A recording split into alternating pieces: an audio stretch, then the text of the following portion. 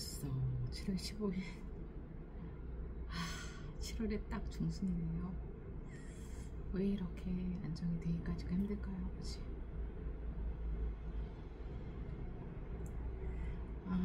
그래도 여행, 다우니아의 여행, 오르드스로 보이의 여행 잘 다녀올 수 있게 해주셔서 감사하고, 그동안 말씀을 가까이 하지 못했지만 다시 오늘부터 주님 앞에서 주님의 말씀 잘 보고, 주님의 말씀으로 인해서 은혜와 명철함 주시는 그 은혜와 명철함을 통해서 주님 안에서 저의 이 무거운, 이 괴로움, 어떻게 할지 모르겠는 이 답답함과 힘듦, 힘겨움들은 모두 예수님께서 함께 감당하실 것을 알기에 저는 그저 주님 바라보고 편안한 마음으로 주님께서 이끄시는 길을 갈 수 있는 그 믿음 주시길 간절히 바라며, 오늘 하루 주님 안에서 저와 다원이 주님의 사랑과 은혜 듬뿍 누리며 평화를 누리고, 또 이 에이징 뷰티라는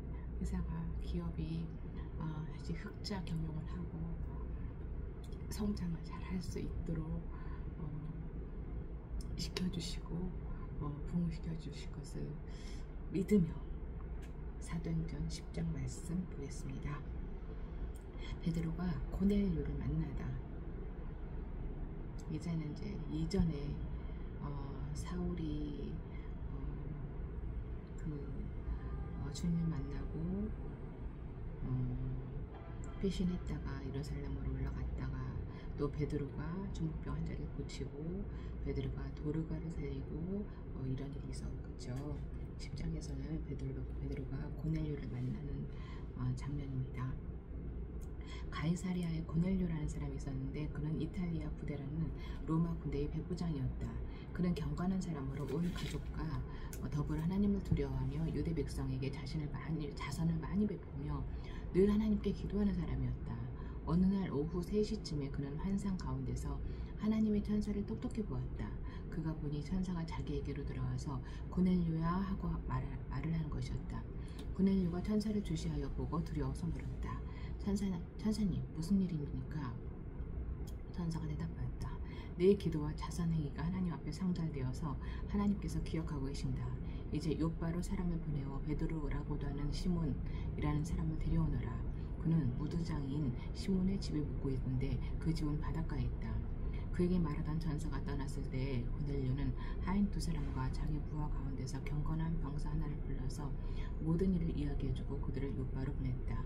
이튿날 저들이 길을 가다가 요바에 가까이 이르렀을 때 베드로는 기도하려고 지붕으로 올라갔다. 때는 오정쯤이었다. 그는 배가 고파서 무엇을 좀 먹었으면 하는 생각이 들었다. 사람들이 음식을 장만하는 동안에 베드로는 황홀경에 빠져들어갔다.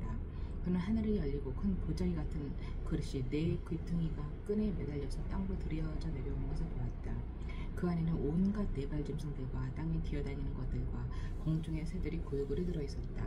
그때 베드로야, 일어나서 잡아먹어라 하는 음성이 들렸다. 베드로가 대답하였다. 주님, 절대로 그럴 수 없습니다. 나는 속되고 부정한 것은 한 번도 먹은 일이 없습니다. 그랬더니 2번째로 음성이 다시 들려왔다. 하나님께서 깨끗하게 하신 것을 속되다고 하지 말아라. 이런 일이 3번 있은 뒤에 그 그릇은 갑자기 하늘로 들려서 올라갔다. 베드로가 자기가 본 환상이 대체 무슨 뜻일까 하면서 속으로 어리둥절하고 있는데, 마침 고넬료가 보낸 사람들이 시몬의 집을 찾아서 문 앞에 다가섰다.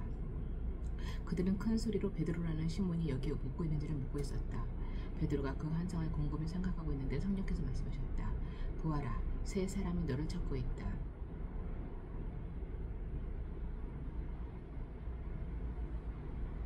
일어나서 내려가거라. 그들은 내가 보낸 사람들이니 의심하지 말고 함께 가거라. 그래서 베드로는 그들에게 내려가서 물었다. 보시오, 내가 당신들이 찾고 있는 사람이요? 무슨 일로 오셨소? 그들은 베드로에게 대답하였다. 고넬료라는 백부장이 보내서 왔습니다. 그는 의로운 사람이요 하나님을 두려워하는 사람입니다. 그는 온 유다 백성에게 존경을 받고 있습니다. 그는 사람을 보내어 당신을 집으로 모셔다가 말씀을 들으라는 지시를 거룩한 천사에게서 받았습니다. 베드로는 그들을 불러들여서 묻게 하였다. 이튿날 베드로는 일어나서 그들과 함께 떠났는데 요바에 있는 신도 몇 사람도 그와 함께 갔다. 그 다음날 베드로는 가이사리아에 들어갔다. 고넬료는 자기 친척들과 가까운 친구들을 불러놓고 그들을 기다리고 있다가 베드로가 들어오니 마중 나와서 그의 발 앞에 엎드려서 절을 하였다. 그러자 베드로는 일어나십시오. 나도 역시 사람입니다 하고 말하면서 그를 일으켜 세웠다.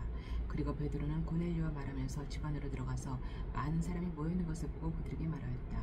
유대 사람으로서 이방 사람과 사귀거나 가까이 하는 일이 불법이라는 것은 여러분도 아십니다.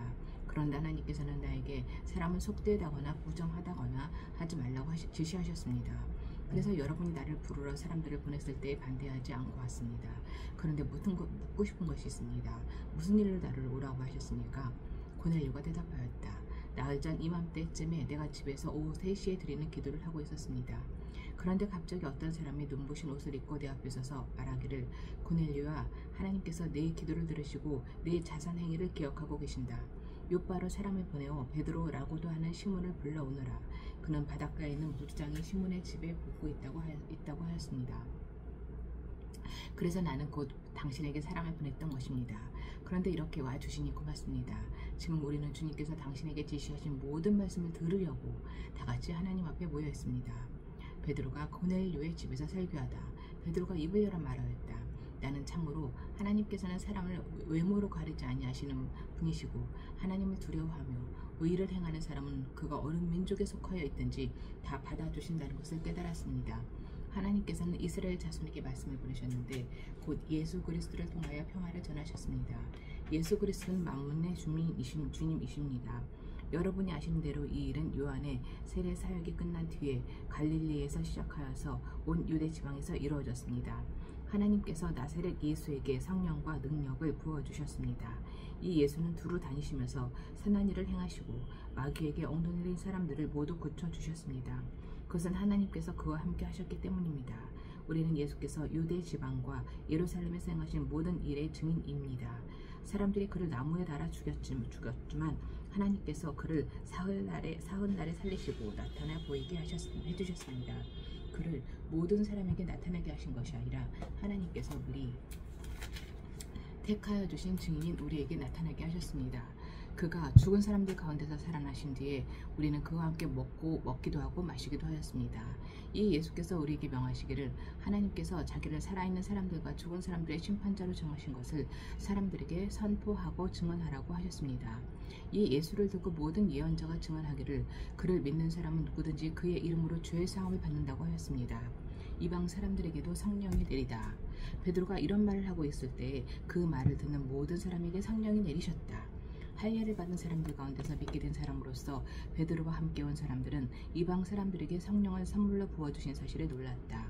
그들은 이방 사람들이 방언으로 말하는 것과 하나님을 높이 찬양하는 것을 들었기 때문이다. 그때 베드로가 말하였다. 이 사람들은 우리와 마찬가지로 성령을 받았으니 이들에게 물로 세례를 주는 일을 누가 막을 수 있겠습니까? 그런 다음에 그는 그들에게 명해서 예수 그리스도의 이름으로 세례를 받게 하였다. 그들은 베드로에게 며칠 더 머물기를 청하였다. 11장 베드로가 예루살렘 교회에 보고하다. 사도들과 유대에 있는 신도들이 이방 사람들도 하나님의 말씀을 받아들였다는 소식을 들었다. 그래서 베드로가 예루살렘에 올라왔을 때에 할례 받은 사람들이 당신은 할례를 받지 않은 사람들의 집에 들어가서 그들과 함께 음식을 먹은 사람이요 하고 그를 나무랐다.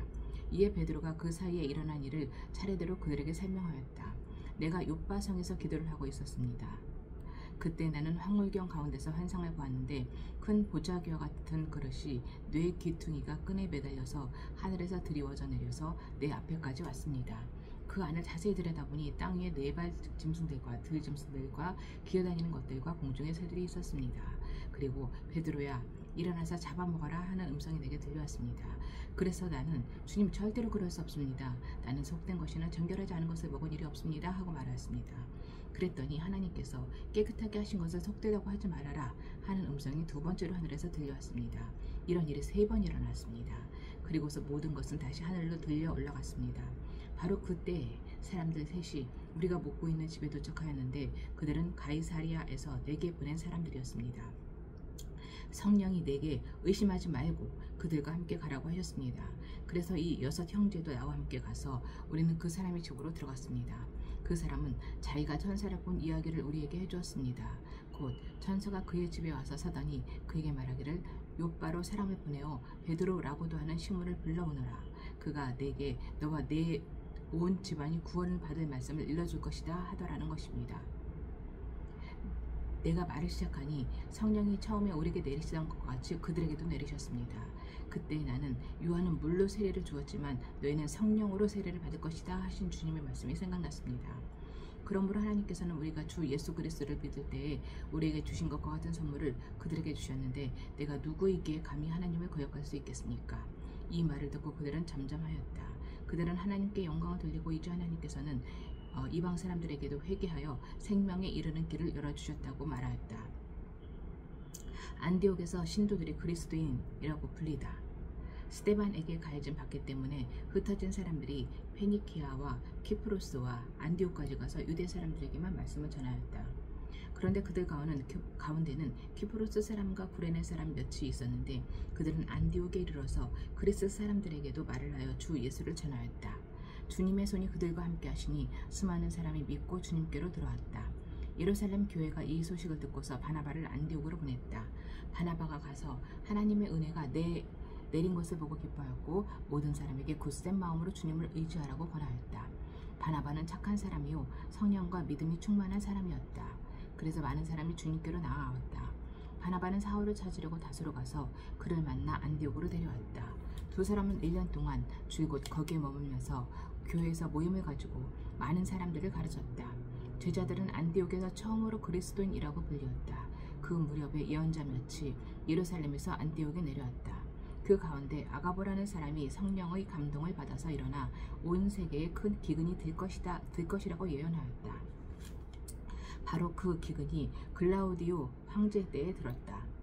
그래서 제자들은 각각 자기 형편에 따라 몫을 정하여 유대에 사는 신도들에게 구제금을 보내기로 결정하였다. 그들은 그대로 실행해서 바나바와 사울편에 그것을 장로들에게 보냈다. 12장 야고보의 순교와 베드로의 투. 이 무렵에 헤롯 왕이 손을 뻗쳐서 교회에 속한 몇몇 사람을 해하였다. 그는 먼저 요한과 형제간인 야고보를 칼로 죽였다. 헤롯은 유대 사람들이 이 일을 기뻐하는 것을 보고 이제는 베드로까지 잡으려고 하였다. 때는 무교절 기간이었다. 그는 베드로도 잡아서 감옥에 가두고 4명으로 짠 경비병 4패에게 맡겨서 지키게 하였다. 6월절이 지나면 백성들 앞에 그를 끌어낸 속셈이었다. 이렇게 되어서 베드로가 감옥에 갇히고 교회는 그를 위하여 하나님께 간절히 기도하였다. 베드로가 감옥에서 풀려나다. 헤롯이 베드로를 백성들 앞에 끌어내기로 한 그 전날 밤이었다. 베드로는 두 쇠사슬에 묶여 군인 2사람 틈에서 잠들어 있었고 문 앞에는 파수꾼들이 감옥을 지키고 있었다. 그런데 갑자기 주님의 천사가 나타나고 감방에 빛이 환히 비쳤다. 천사가 베드로의 옆구리를 쳐서 깨우고 말하기를 빨리 일어서라 하였다. 그러자 쇠사슬이 그의 2 손목에서 풀렸다. 천사가 베드로에게 띠를 띠고 신을 신으라 하고 말하니 베드로가 그대로 하였다. 또 천사가 그에게 겉옷을 두르고 나를 따라오너라 하니 베드로가 감방에서 나와서 천사를 따라갔다. 베드로는 천사가 하는 일이 참인 줄 모르고 자기가 환상을 보고 있는 것이라고 생각하였다. 그들이 첫째 초소와 둘째 초소를 지나서 시내로 통하는 철문에 이르니 문이 저절로 열렸다. 그래서 그들은 바깥으로 나와서 거리를 하나 지났다. 그때 갑자기 천사가 떠나갔다. 그때야 베드로가 정신이 나서 말하였다. 이제야 참으로 알겠다. 주님께서 주님의 천사를 보내셔서 헤롯의 손에서 그리고 유대 백성이 꾸민 모든 음모에서 나를 건져주셨다. 이런 사실을 깨닫고서 베드로는 마가라고도 하는 요한의 어머니 마리아의 집으로 갔다. 거기에는 많은 사람이 모여서 기도하고 있었다. 베드로가 대문을 두드리니 로데라는 어린 여종이 맞으러 나왔다. 그 여종은 베드로의 목소리를 알아듣고 너무 기뻐서 문을 열지도 않고 도로 달려들어가서 대문 앞에 베드로가 서 있다고 알렸다. 사람들이 여종에게 네가 미쳤구나 하고 말하자 여종은 참말이라고 우겼다. 그러자 그들은 베드로의 천사일 거야 하고 말하였다. 그동안에 베드로가 줄곧 문을 두드리니 사람들이 문을 열어서 베드로를 보고 깜짝 놀랐다. 베드로는 손을 흔들어서 그들을 조용하게 하고 주님께서 자기를 감옥에서 인도하여 내신 일을 보고하였다. 그리고 그는 이 사실을 야고보와 다른 신도들에게 알리시오 하고 말하고는 거기서 떠나 다른 곳으로 갔다. 날이 새니 군인들 사이에서는 베드로가 없어진 일로 작지 않은 소동이 일어났다. 헤롯은 샅샅이 찾아보았으나 베드로를 찾지 못하고 경비병들을 문초한 뒤에 명령을 내려서 그들을 사형에 처하였다. 그런 다음에 헤롯은 유대를 떠나 가이사랴로 내려가서 거기에서 한동안 지냈다. 헤롯의 죽음. 그런데 두루와 시돈 사람들은 헤롯에게 몹시 누염을 쏘고 있었다. 그래서 그들은 뜻을 모아서 왕을 찾아갔다. 그들은 왕의 침실 시종 블라스도를 설득하여 그를 통해서 헤롯에게 화평을 청하였다. 그들의 지방이 왕의 영토에서 식량을 공급받고 있었으므로 이렇게 할 수밖에 없었다. 지정된 날에 헤롯이 용포를 거쳐 입고 왕좌에 좌정하여 그들에게 연설하였다.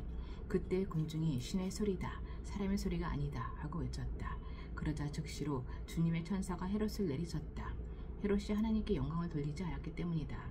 그는 벌레에게 먹혀서 죽고 말았다. 하나님의 말씀이 점점 더 널리 퍼지고 믿는 사람이 많아졌다. 바나바와 사울은 그들의 사명을 마치고 마가라고도 하는 요한을 데리고 예루살렘에서 돌아왔다.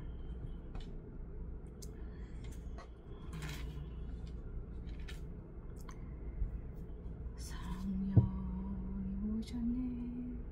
성령이 오셨네.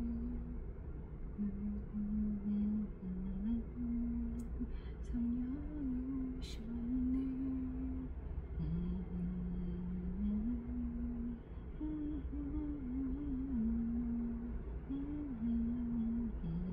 함께 하시네.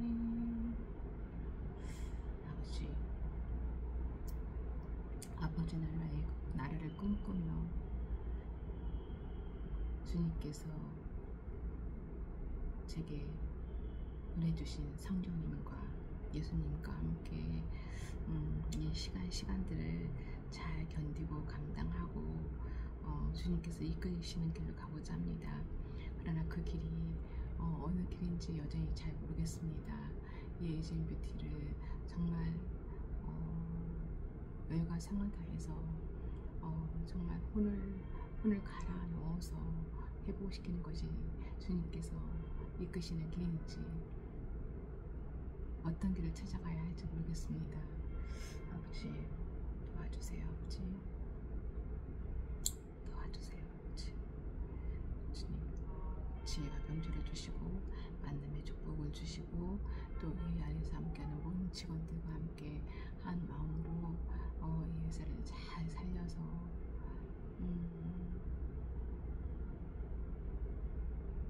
주님께서 하셨음을 고백하고 찬양하는 그런 에이지앤 뷰티 그리고 주님의 자녀처가 되기를 간절히 소망합니다.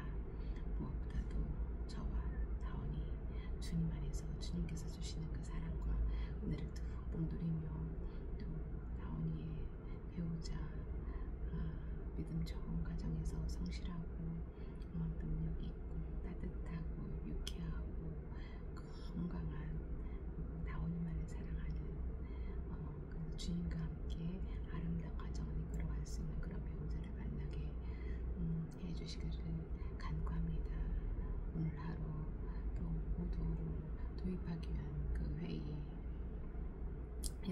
비롯해서 모든 소통 과정마다 주님께서 축복하여 주실 것을 믿으며 약하고 죄 많고 어리석고 미숙하고 연약한 저를 위해 이 땅에 보내주신 우리 주 예수 그리스도의 이름으로 기도드립니다.